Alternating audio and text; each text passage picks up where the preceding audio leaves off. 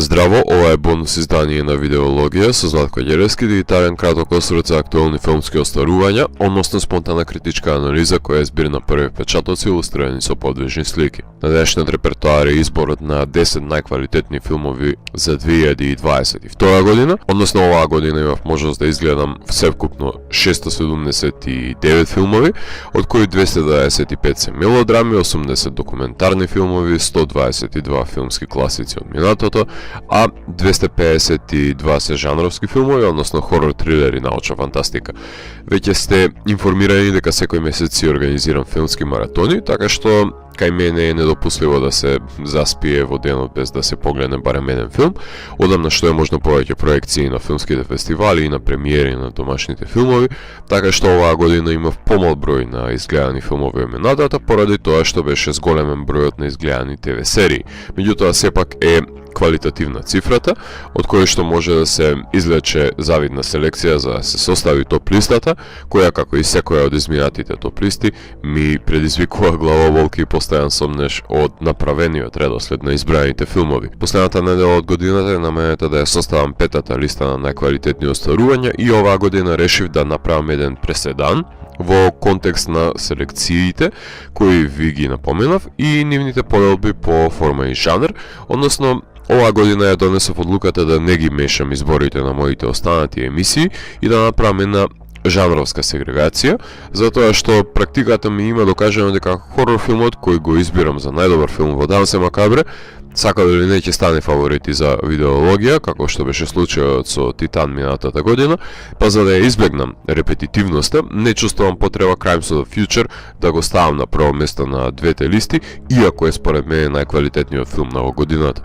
За да создадам можност за диверзитет на самите листи, ја донесов одлуката жанровските филмови да се предмет исклучиво на Дансе Макабре, а во Видеологија да бидат земени предвид селекциите на мелодрами и документарни остварувања кои не се квалификувани во Дансе Макабре, со тоа што сите би имале подеднаква можност за доаѓање на пласман на некоја од листите.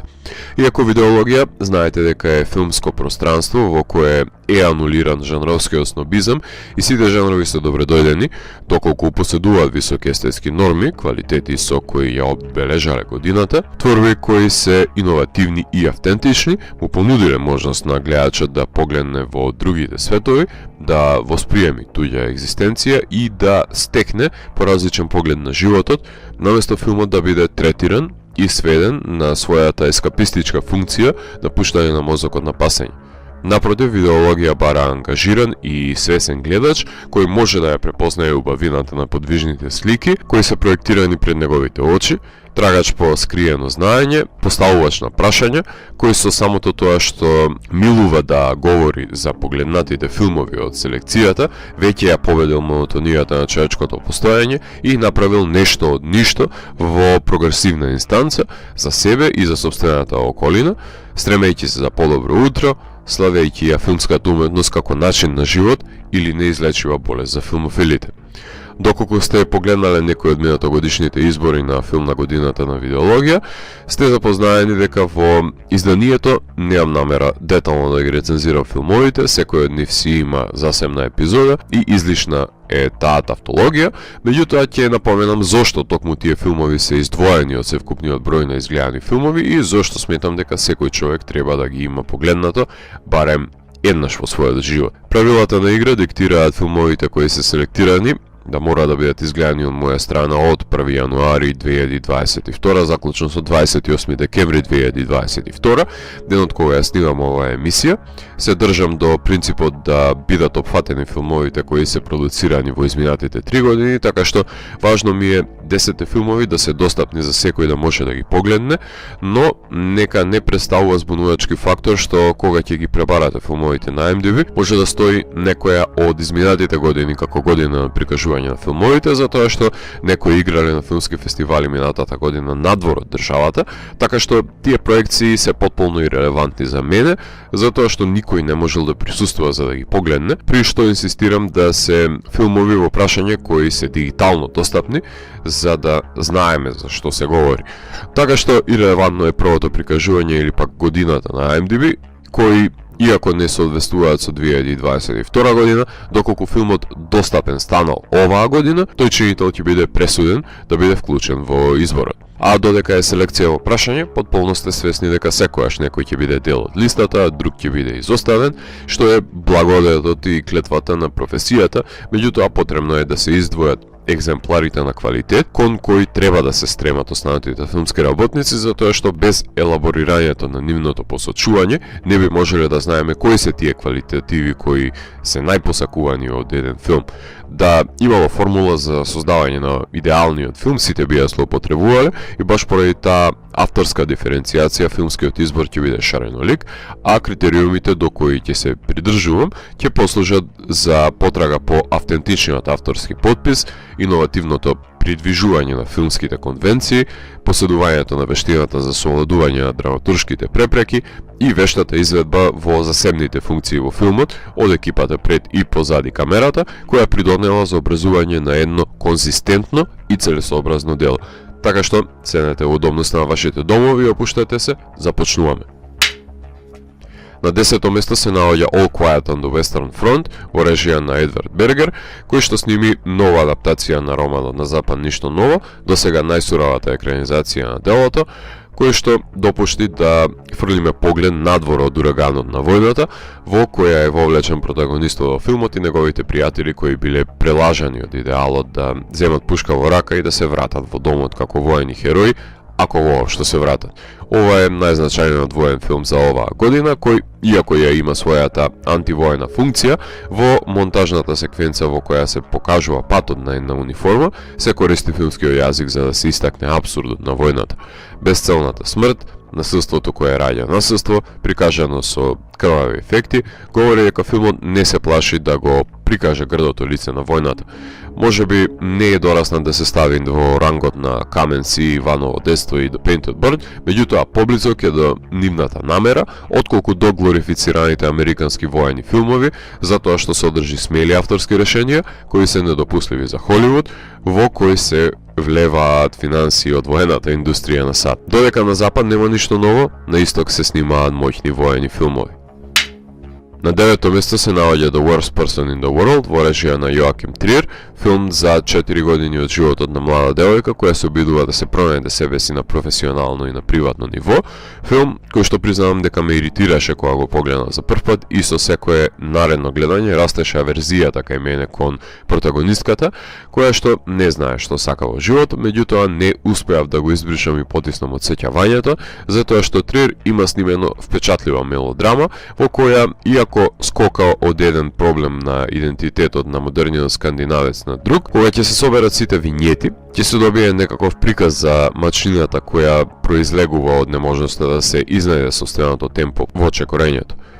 А додека сме на тема на чекорење и стоење во место, сега додека филмот ќе се памти и по сцената во која сите ликови се замрзнати во место, како едно визуелно решение за стопирање на протокот на време, со цел да се дојде до суштината на носењето на одлуката. За мој вкус, Телма на Триер беше повпечатливо остварување на жанровски и визуелен план, меѓутоа, овој филм упорно ми ги влечеше мислите по гледањето и прекосеше да биде заборавен од моја страна и додржа цела година да биде во конкуренција за листата и да заврши на неа. Упорност од која може нешто да поднаучи протагонистката на филмот. На 8-о место се наоѓа Атена во режија на Роман Гаврас, кој е филм за една модерна војна во париските предграѓа, во котели во кои преврива расната, етничката и религиозната нетолеранција и мала искра е потребна за да се иницира експлозија. Во случајот на филмот е убиството на најмладиот брат во фамилијата и прикажани се начините на кои неговите браќа ќе се носат со последиците на трагедијата според нивните темпераменти и убедувања. Атена е филм аномалија, кој што не би требало да може да постои, според параметрите со кои се снимени масовните сцени во непрекинатата кадар секвенца, во која е прикажано понирањето на пеколот на земјата, доколку ја употребиме аналогијата дека снимањето филм е одење во војна, тогаш таа паралела е буквализирана во случајот на работењето на овој филм, која бара смелост да се иницира тој подвиг, меѓутоа бара уште поголема доследност да се реализира во квалитетно остварување, кое нема да биде дифузно конфузна брканица, туку во својата срж ќе има една заплеткана човечка релација, во која револтот е подготвен да избие на површина во секој миг и тој набој и тензичност се пресликуваат и кај гледачот. На 7-мо место се наоѓа Everything Everywhere All at Once во режија на Даниеловците, односно Ден Кван и Даниел Шајнерт, чишто имиња која ќе бидат напоменати мора да биде гледачот подготвен да се соочи со филмско остварување кое се граничи со луцидноста и возможноста да се реализира. Во случајот на нивниот следбеник на Swiss Army Men, тие одлучија сцената на пополнување на даночните пријави за одржување на пералната за облека во семејството на мигранти од Кина да биде причинител за отварање на мал милион универзуми во кои потиснатите пориви се отворени со помош на пресметки во најразлични филмски жанрови, додека Даниеловци ја демонстрираат нивната вештина за правење визуелни ефекти, работени од камерна екипа која може да се носи со огромни светски студија, без разлика на тоа што ги немаат нивните ресурси, но докажаат дека инвентивноста и истрајноста се непроценливи богатства кои не се купуваат со пари, затоа што за некого два камења се два камења, ама Даниел знаат да разврзат екзистенцијална дискусија помеѓу нив.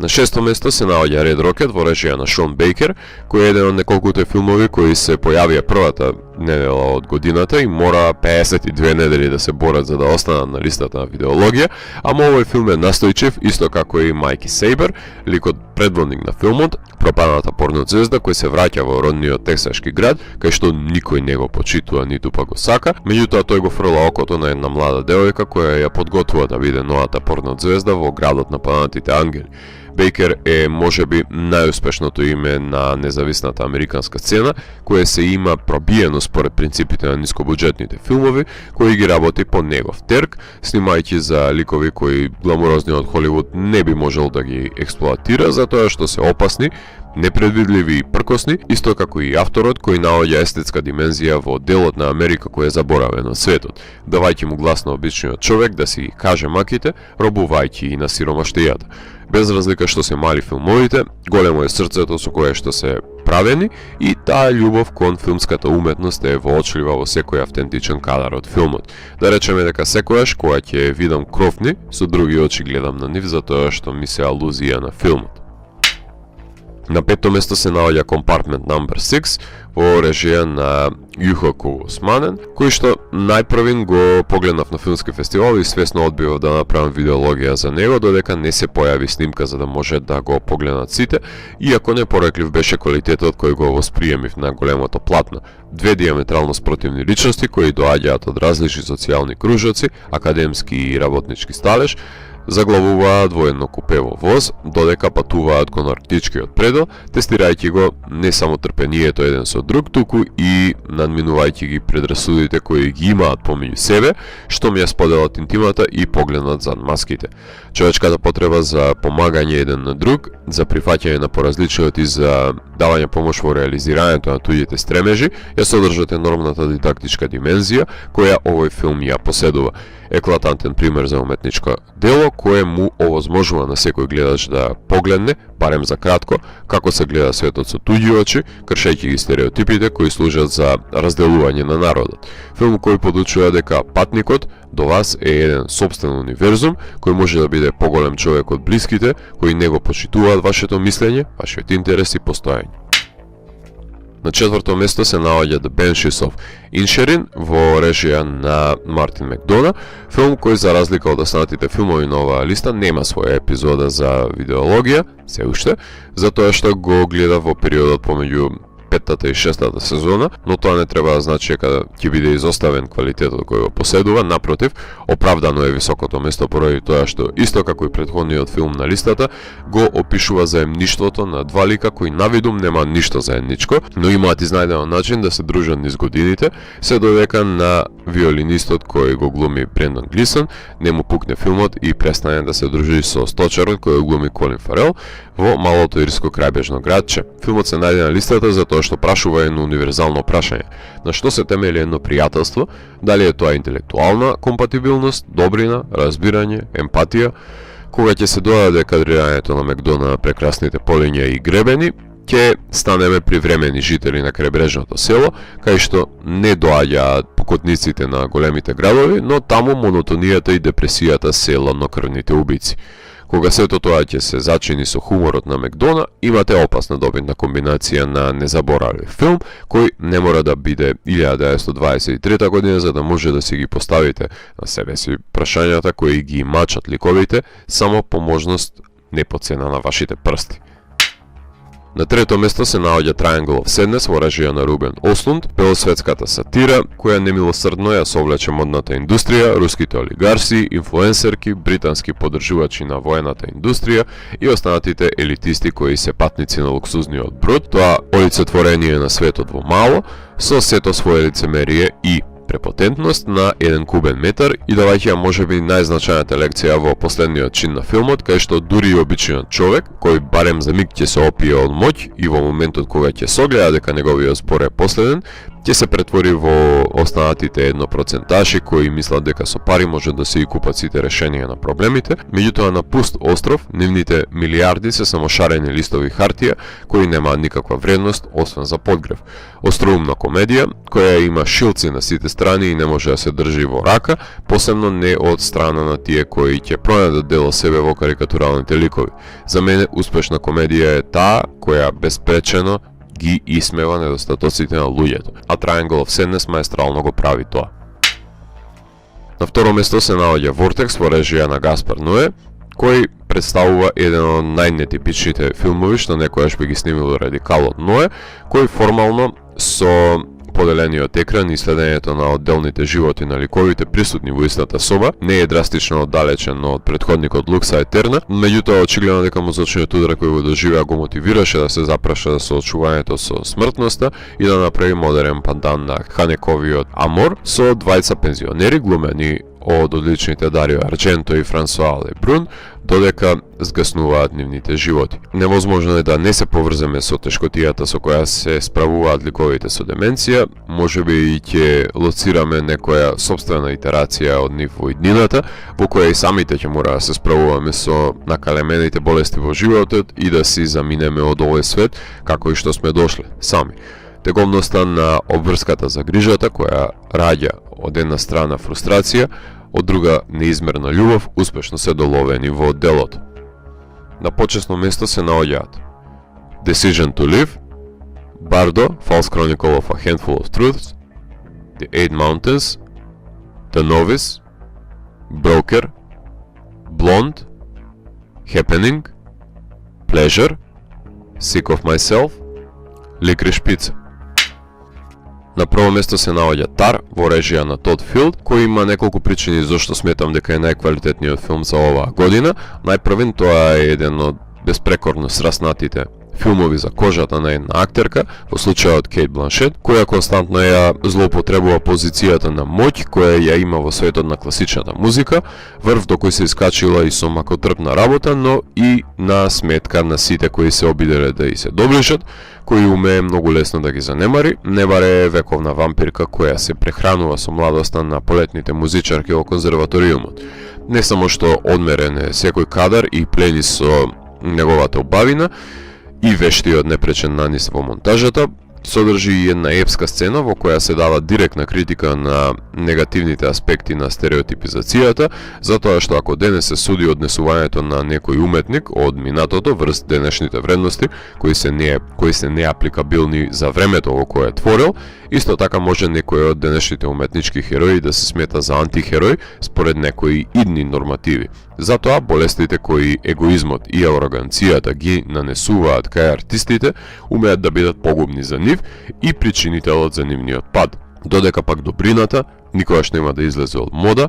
освен ако некој не ја злоупотреби. Ова беше бонус изданието на дигиталната архива Видеологија, посветено на 10 најквалитетни филмови за 2022 година. Доколку ви се допадна, лајкувајте во видеото, споделете го и следете во каналот, последните и поснатите рецензии на виртуелната полица. Ви благодарам за вниманието. Среќни празници и нека 2023 година ви биде исполнета со филмски изданија кои ќе ви го променат животот. Поздрав!